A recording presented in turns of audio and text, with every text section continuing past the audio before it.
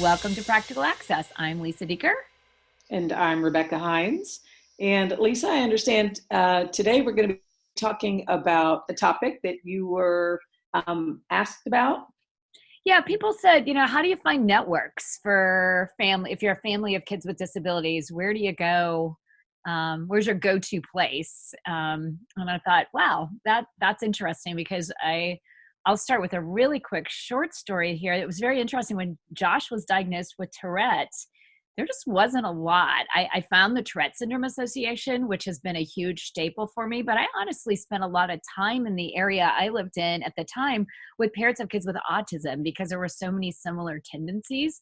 So my first go-to always is another parent who has a kid with the same diagnosis, but I also think national networks are really good. What about you? What are some thoughts? Well, as you know, 16 years ago now, a nephew of mine was born who has cerebral palsy. And so just like most people, you get online and you Google and you start looking for the national organizations that serve kids and the local organizations that serve kids. And luckily, UCP, United Cerebral Palsy, is a big organization, a very reputable organization. And we have a really strong local UCP here in Central Florida. So the obvious first step is to reach out based on specific disability and specific needs of the child or the family. But beyond that, once just reaching out isn't, that's not the whole story. It's really kind of investigating, meeting the people. I think it's really hard for parents in particular. You mentioned it from a parent angle. It's hard for parents sometimes to take that first step, but I think what they'll find is there's a really welcoming group of people on the other side of that, that name, and people who are completely understand the experiences of these families. So I do think that the first step, and the scariest step probably is picking up the phone, just as you said that you did. So certainly recommend UCP.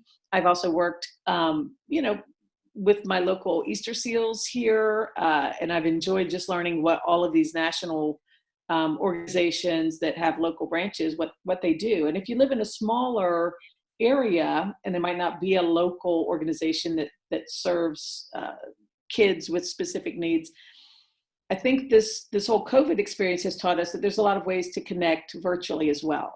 So you mentioned parent groups. I would be looking for virtual parent groups right now, so that I can at least start making some initial connections. But I think there's also, of course, beyond the personal side, there's the professional organizations and those things that we do as teachers. So Lisa, what you're thinking about connecting with some professional organizations? Yeah, I think too, as teachers, the first go-to always is another teacher with experience. But do remember, one kid with autism is one kid with autism, one kid with Tourette's or cerebral palsy is one kid with Tourette's or cerebral palsy. And I think we're really big on, don't make assumptions. Yet I do think there's something to be learned from somebody who's had experience in that pathway. So I think my first go-to for teachers would be colleagues who say, yeah, I've had some experience in there. Let me share with you what I learned, worked in my classroom, in my world. And then beyond that, of course, national organizations. And, whatever person is listening to this, and we didn't mention your national organization, there's only about 4 million. That could be like, a 12-hour podcast, Becky, if we listed every organization out there. We're just highlighting some that is in our personal bailiwick. But I know we both have been very active. I've been active enough to be a pioneer, which just means I've been there a long time with the Council for Exceptional Children. And yet I find it's an amazing organization as an educator.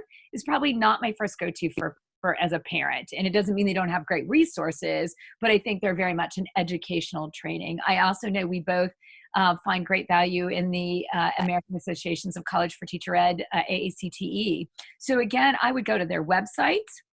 I would go to their blogs, I would go to their forums, and I would reach out. If somebody on a blog says, hey, I have a kid who did this, and someone says, well, here's what I did, I would reach out to the here's what I did person and say, hey, could you tell me more? Better yet, as you mentioned, why couldn't I come and virtually visit your classroom? Could I see what you've set up in your class? Can I see the structure of your room, that you have several kids with sensory needs? So again, I can learn. And better than that, families, you could do the same. If you really run a blog and you see a teacher with a great idea, hey, could I connect my teacher to you? And again, empowering ourselves, that's what I think these agencies allow us to do.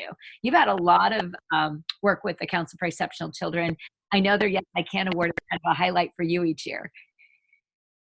Well, yes, the Council for Exceptional Children, for educators, it really should be the first step and the first stop, I think, so that we can start viewing our field on this national level. And I really recommend people sign up for the Smart Brief, so that the Smart Brief is automatically emailed out, and it includes headlines from across the country on things that are happening. It's very readable, it's very immediate, and you get a really broad scope of what's happening nationally in our profession. But the local levels of the Council for Exceptional Children, there's state and then even district level CEC organizations, and I think that's how you can stay connected, within your state and your community.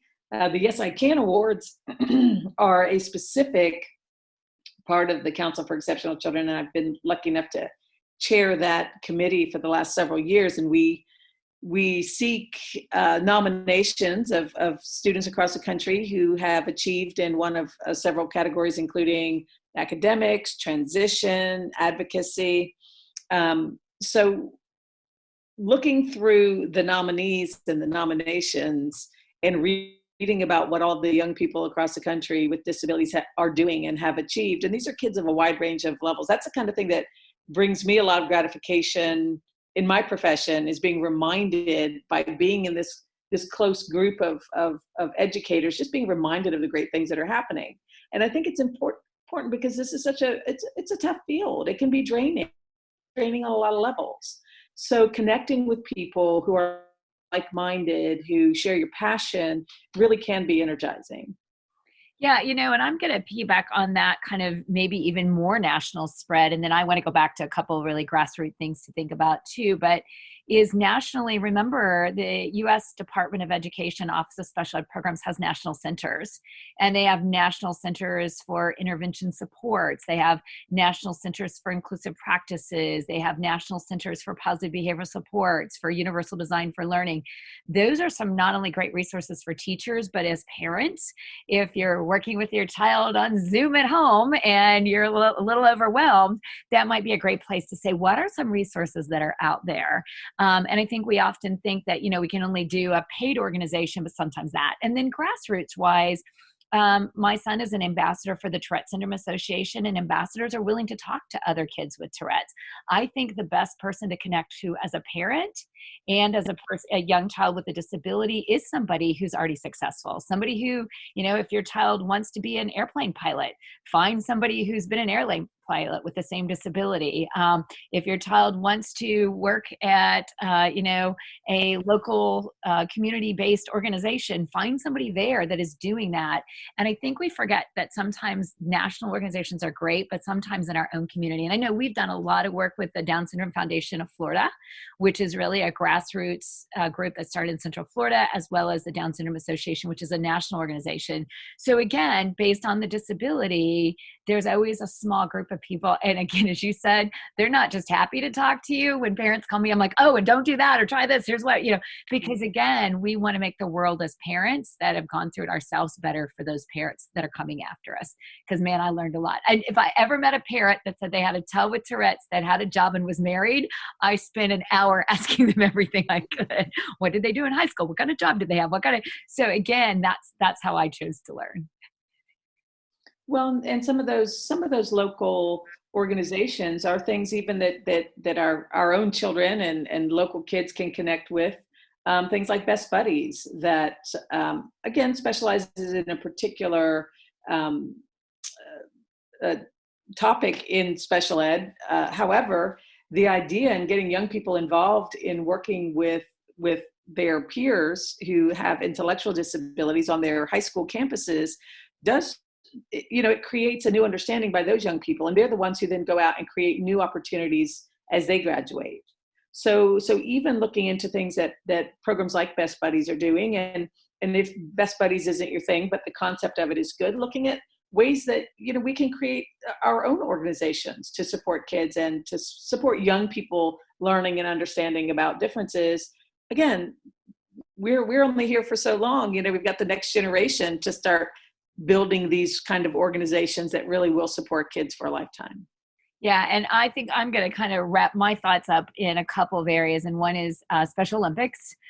Again, another great place, and I love the integrated version of the Special Olympics where your neurotypical child can be hanging out. So again, if you've got 3 children and one has a disability and the other 2 do not, get them all involved in Special Olympics. And this new integrated form allows this balance of neurodiversity on teams. Really fabulous. And I know we're slow to open things up, but summer camps are high on the list for opening up right now. And think about that. We have many, many disability camps in the summer, yet they're always looking for someone to volunteer. So again, as a person that's a sibling of somebody with a disability, that shaped me in a totally different way of being around others. And I think we sometimes think, oh, I have to help child A because they have a disability, but child B can benefit from these organizations too by being a volunteer, a member, going to events with you, helping organize events.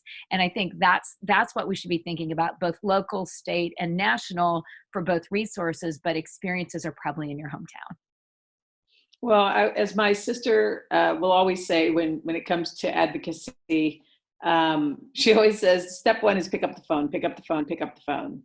And if you're trying to get connected somewhere locally, Google it and pick up the phone. If you are looking career-wise at where can I find, like-minded people to share ideas with, start with some of our national organizations like CEC. And Lisa, you kind of rattled through some specifics earlier, but why don't we leave with if you could give us some specific organizations that those listeners could actually Google right now. Yeah, so I think the Council for Exceptional Children, CAST.org has some great universal design for learning. I would be looking at the National Center for Inclusion, and then I would certainly Google whatever disability, because there will be an organization, whether it's small or large. So for me, it was the Tourette Syndrome Association and the National Council for Learning Disabilities. Those are 2 organizations that are my go-to all the time. All right. Well, thank you for joining us today. And if you have any other questions, please send us a tweet at Access Practical.